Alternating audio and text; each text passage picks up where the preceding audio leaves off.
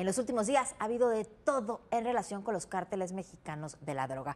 Por una parte, se detuvo un personaje apodado El Jando, un piloto aviador que pertenece al círculo más íntimo de Iván Archibaldo Guzmán, el líder de los Chapitos.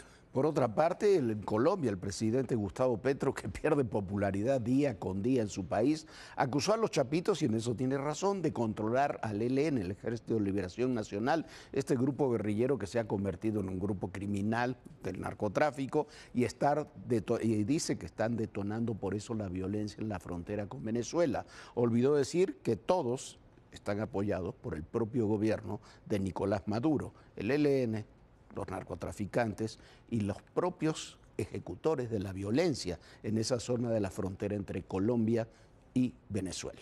Bueno, y en los Estados Unidos, la fiscal Pam Bondi, en una orden ejecutiva, ordenó, imagínese usted, ya no fue suficiente el declarar a los cárteles de la droga como terroristas, sino aniquilarlos. Así lo dijo Pam Bondi, la fiscal de los Estados Unidos, y lo que intenta es coordinar toda una labor en torno al Homeland Security que encabeza Kristi Noem, una de las funcionarias más duras del equipo de Donald Trump. Las cosas no se van a poner sencillas.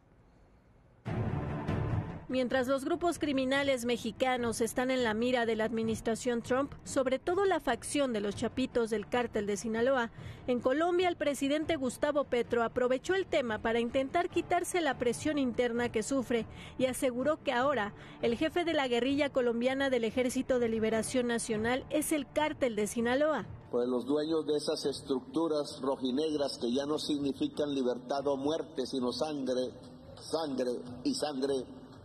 Los dueños de esas estructuras no son comandantes colombianos, son los que compran la cocaína de origen mexicano. El cartel de Sinaloa es el jefe actual del ELN. Mientras el presidente colombiano enfrenta acusaciones de recibir millones de pesos para su campaña y pide la renuncia de todo su gabinete en medio de la crisis en su administración, responsabilizó al cártel mexicano de la violencia en la frontera con Venezuela, sobre todo en Catatumbo, donde han muerto más de 53 personas y más de 50,000 pobladores fueron desplazados.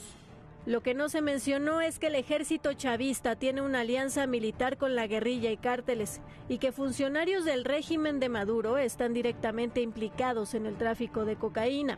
Mientras tanto, en Estados Unidos, donde se ofrece una recompensa de $25 millones por Nicolás Maduro por dirigir el cártel de los Soles, el Departamento de Justicia que encabeza Pam Bondi publicó un memorándum en el que ordena la eliminación total de los cárteles y organizaciones criminales transnacionales. El documento señala que se deben aprovechar los recursos del Departamento de Justicia y empoderar a los fiscales federales en todo el país para que trabajen urgentemente con el Departamento de Seguridad Interior y otras agencias del gobierno para eliminar la amenaza que representa sobre todo el cártel de Sinaloa, el cártel Jalisco Nueva Generación, el cártel de Tren de Aragua y la Mara Salvatrucha. En México siguen las acciones contra el crimen organizado.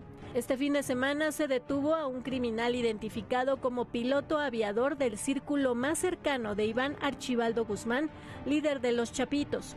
Se trata de Mauro Alberto alias Jando, quien fue capturado en el poblado Jesús María en Culiacán, Sinaloa, tras un enfrentamiento entre criminales y militares. De acuerdo con autoridades, el Jando está detrás de la violencia del 5 de enero de 2023, cuando los sicarios del cártel de Sinaloa intentaron rescatar a Ovidio Guzmán alias El Ratón. Mauro Alberto no solo es considerado un importante operador de los Chapitos y hombre de confianza de Iván Archibaldo, lo señalan como un ejecutor.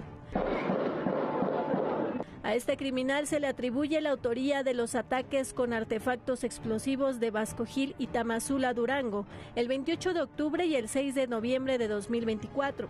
En otro golpe al cártel, un juez federal vinculó a proceso a Joel N., alias La Morsa, identificado como uno de los principales operadores de Aureliano Guzmán Loera, el Guano. La Morsa operaba laboratorios clandestinos para la fabricación de fentanilo y drogas sintéticas en el municipio de Elota. Además, se le señala de ser parte de la red criminal encargada del trasiego de droga a Estados Unidos.